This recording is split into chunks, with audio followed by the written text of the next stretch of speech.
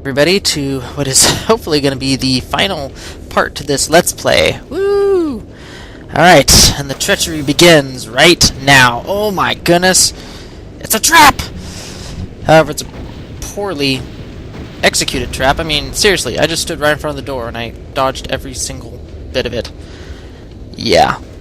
Not very much for aiming, are they? Anywho, we are... Oh yeah, the last 2 bits of health in the entire level, I think. I don't know. I don't remember this level very much. Just that it was short and easy. It's almost like a little prelude to the actual battle, which, compared to like the Hornet or other bosses previously, it isn't really that bad. Okay, one last little platforming segment, just for kicks and giggles. And some Iron Maidens. I mean, you could totally ignore them, which I totally am. Okay. Must focus on platforming. Sequence completed. Alright. This is all just basically one major build-up to the final battle. I think the whole point of this isn't really necessarily to stop you, although those lasers are basically near instant... Oh, there he goes! Almost near instant death, so try not to touch them, because they hurt very much. Oh, flyers! Oh, that's right, they make a small little return encore. Not that it's going to do them much good, though. They are kind of annoying, though. Where are you? Oh, there you are. I'm not really sure. We got this deep in. There were like tank commanders everywhere, Iron Maidens, gunners, well, not so much gladiators, but just high-powered enemies all over the place. And then you get to the inner sanctum where the Makron is, and then it's just like, flyers, whatever. You think there'd be more of a, I guess you could say, guard contingent in this area. But that's just common sense talking, and who knows what the stroke have. Probably not that. Alright, ooh, bright flashy lights. Something's about to happen. Teleport! And I don't even have Strog DNA. I can teleport without splicing. Oh, wow. And if you hadn't gone to the 3rd secret level, this will be the first time you're in space, but without space physics. Anyway, we'll see if I can actually get through this section here, because, oh man, I want to grab all the ammo and health I can, because I don't know if I'm going to run out of ammo and just resort to my blaster on the Makron. This is kind of nerve-wracking. It's all come down to this point, to this crucial moment. Can I possibly beat the Makron with the limited ammo and grenades I have? Like, really? So here we go. You know, I think I might want to save my grenades. Yeah, I'm going to save my grenades. Okay. Where are you? Let's dance!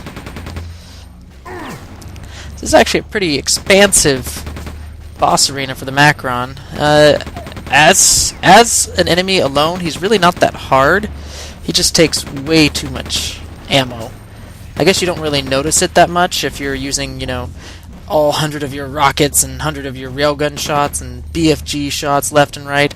He could probably go down within like 2 or 3 minutes, but when you like limit yourself like this, he actually turns to be somewhat of a formidable opponent, albeit a very tedious one. Because I think I'm just... Yeah, the biggest threat here... I'm looking for ammo, by the way. The biggest threat here is his BFG gun.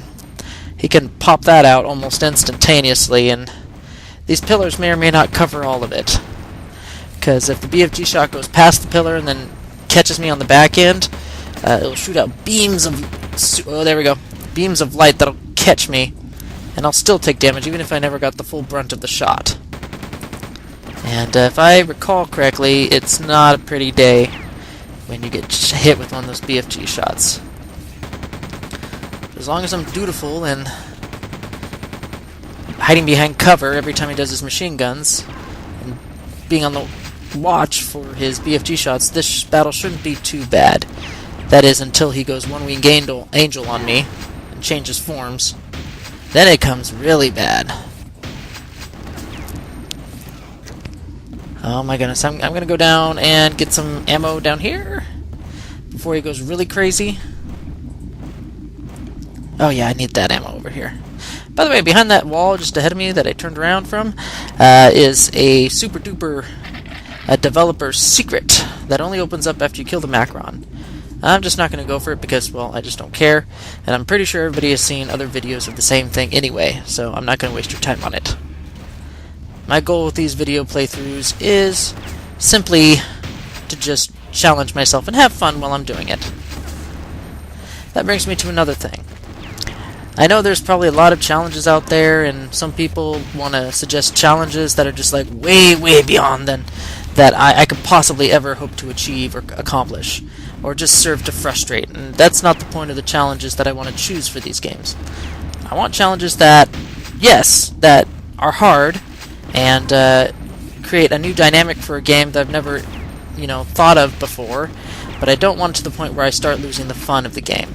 When it starts becoming a chore to play through the game, then the challenge, it's not really worthwhile at all. And I think he's about to... Yep, this is my one and only BFG shot for this unit. Yes! Got it! Oh gosh. Whew. Okay, I won't count that second shot because it didn't do anything. It did nothing for his health. Okay. So here's his second form. This is what the Makron really looks like. I think the only organic part of him left is the brain. Everything else is all robotic. So I'm going to use all my grenades on him. He has 3 different attacks. One you've already seen as the railgun shot. He has very limited spin-up time on that. And of course all those little sparkly laser beams that he... Oh, come on, that was a wasted grenade. But his third attack is the most dangerous. It's the BFG. And he can actually pop that off faster than his first form could. And that's really the one you have to watch out for. And, oh jeez. Let's see if I can do this. I don't know if this is tedious to some viewers, but this is actually... Oh my god! Oh, jeez, that took off a lot of health and shields. Oh wow, that was terrible. Oh my god! Oh! Ooh! Oh gosh, this is my first try at this, by the way. Oh gosh, where is he? Ooh. Okay, let's not get hit by that again. That was,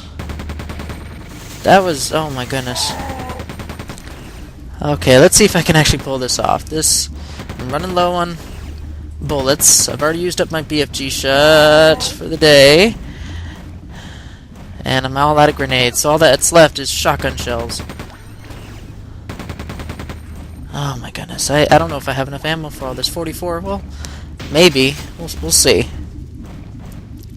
Gosh, why won't you go down? This is nerve-wracking, actually. I never really thought the Makron would be so nerve-wracking, because I guess normally you'd come to this arena with like railgun, BFG, rockets, and you have a quad damage and invulnerability, but take all that away and, well, this changes the fight entirely. Take away all your advantages. Alright. Come on. And I can see just how integral these pillars are now. The two... Oh my goodness! Die! Yes! Woo! Now let's get the heck out of here. Oh, game complete. Alright. Yes, locate and open escape pod. Pretty obvious one right here. Woo! Yeah! Quake 2 done complete. I have just completed my first challenge successfully.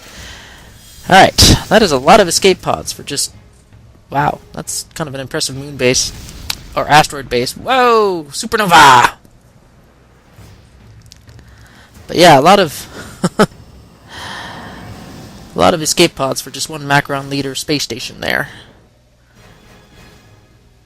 And of course we are defeated the Strogg, but where do we end up? Back on Strogos.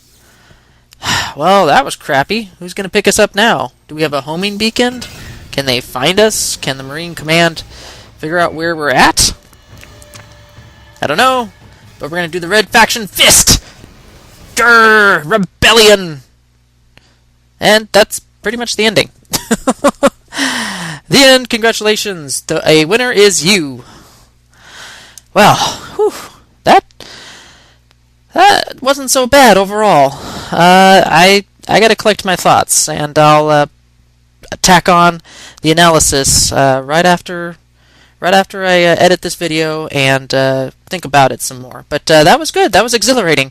So we'll see you in the next playthrough, which will be Beyond Good and Evil, this time with my lovely wife. Look forward to that one.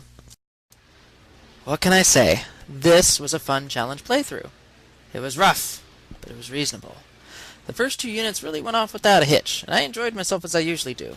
It only got interesting during units 3 and 4, but nothing that couldn't be handled with a few well-tossed grenades and some on-target machine gun fire. Heck, even the first boss didn't provide any real challenge. Unit 5 wasn't really much to write home about either, but Unit 6... Oh, Unit 6. I had some issues on the test runs with this one. Most of them revolving around the reactor level, with those multitude of horrible gladiators, and that stupid laser beam trap sequence in the middle with the stupid huge entourage of gunners and gladiators to greet you on the other end. That was stupid nuts. The other levels of that unit weren't too much better, placing you in bad situations with gunners and gladiators where they all have the high ground, and you have to figure out how to not die. Well, the unit ends climactically with the Hornet boss battle where you really have no chance of surviving out in the open due to his hit-scan machine guns. I mean, those pillars on the upper floor are really your lifeline. Seriously, they are. Unit 7, on the other hand, is actually pretty tame, with the exception of the research lab where there's awful parasites and medics. I mean, seriously, they just did not need to put that many medics in there. I mean, parasites. It's just, they're awful. It wasn't until Unit 8 where I started really feeling the hurt of the ammo shortage, where I really had to pick and choose my battles, something I've never had to do in Quake 2, ever. So it was interesting and exhilarating at the same time. I thoroughly enjoyed figuring out how to best tackle the tactical situation ahead of me.